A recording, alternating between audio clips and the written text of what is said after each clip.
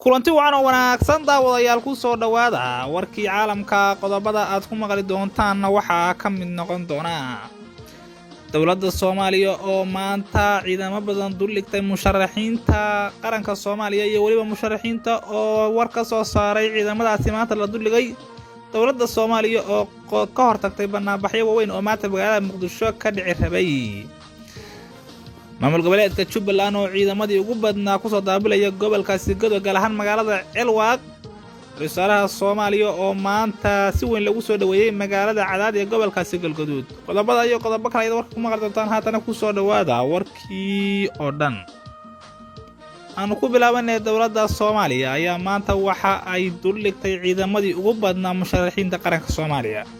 saaka ayaa lagu soo toosay ciidamo badan oo gaaf wareegaya magaalada Muqdisho wadooyinkeeda halbowlaha oo ay ka mid yihiin iskoyska Soobe wadada Ceel Qalow iyo waliba Buluxbay oo u dhow garoonka diyaaradaha ee magaalada Muqdisho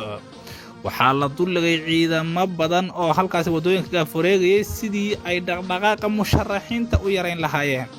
waxa ayna dadku ka lugeynayeen meelo fog dadkaas oo u baahan inay soo gaaraan goobaha caafimaadka iyo waliba garoonka diyaaradaha ee magaalada Muqdisho halkaas oo la rabay in dawladda Soomaaliya ay halkaas oo dad badan ay rabeen in ay garoonka diyaaradaha ka dhoofaan ay saaka u suurtagal weeday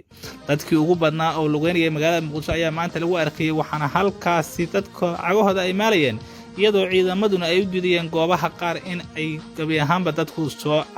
dhawaadaan dhanka kale midowga musharaxiinta qaranka Soomaaliya ayaa waxa ay maanta warqad ay soo saareen ay uga digeen dawladda Soomaaliya in ay wadooyinka xidho ama ay musharaxiinta u diido dhaqdhaqaaqa warkan oo ka soo baxay musharaxiinta ayaa waxa lagu bilaabay in dawladda Soomaaliya waxaan uga diganaa in ay dadka Soomaaliya wadooyinka u diido musharaxiintana ay ciidamo badan soo duloobto taasoo loo arkayo inay tahay daandaansi oo sida ay sheegan musharaxiintu waxay sheegeen in wixii halkaas ka yimaada ay qaadi doonaan bay yiraahdeen madaxweyne Farmaajo waa sida ay sheegan musharaxiinta qaranka Soomaaliya oo warmurtiyeed ka soo saaray maanta magaalada Muqdisho dhinaca kale waxa maanta banaabaxyo ay ka dhaceen magaalada Muqdisho oo dawladda Soomaaliya ka hortagtay meelaha banaabaxaas oo ay ka dhaceen waxaa ka mid ah degmada Hodan gaar ahaan xaafadda Sonikey iyo degmada Wardhiigley iyo waliba degmada kale ee Wadaag ee magaalada Muqdisho halkaas oo dawladda Soomaaliya ay rasaas ku eeriyeen dalkaas ku soo banaabaxayay maanta maamul goboleedka Jubbaland ayaa waxa ay maanta ciidamo badan la sheegay inay ku soo daabuleen magaalada Elwaaq ee gobolkaasi Godo kumanaan ka tirsan ciidamada maamul goboleedka Jubbaland ayaa waxa maanta lagu soo daabulay magaalada Elwaaq iyo magaalada kale Badaxa waduleedkeeda halkaas oo ay horey u sugnaayeen ciidamo uu hogaaminayo wasiirka amniga Jubbaland waa Cabdirashiid Xasan Nuur Janan halkaas oo ciidamadu ay maanta halkaas gaaf wareegayeen ciidamo badan ayaa waxa magaalada Dhoble laga soo qaaday oo dhulka ay soo mareen halkaas oo maalmihii ugu dambeeyay ay isku aruursanayeen waxaana saraakiisha ciidamada maamul goboleedka Jubbaland aysan wali wax war ka soo saaran iyadoo dadka deegaanku ay xaqiijiyeen in ciidamo badan maalmihii ugu dambeeyay halkaas ay soo gaarayeen iyadoo saraakiisha ciidamaduna aysan wali ka hadlin laakiin waxa la sheegayaa in ay howlgallo ciidamada Jubbaland halkaas ka bilaabi doonaan iyagoo oo la sheegayo in uu weerar ku dhaxmari karo ciidamada dawladda Soomaaliya halkaas gobolka Gada ay geysay laakiin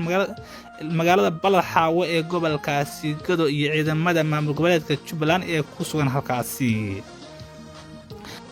ra'iisul wasaaraha Soomaaliya Maxamed Xuseen Rooble ayaa maanta si weyn lagu soo dhaweeyay magaalada Cadaad ee gobolkaasi Galgaduud ra'iisul wasaaraha Soomaaliya Maxamed Xuseen Rooble ayaa maanta si weyn lagu soo dhaweeyay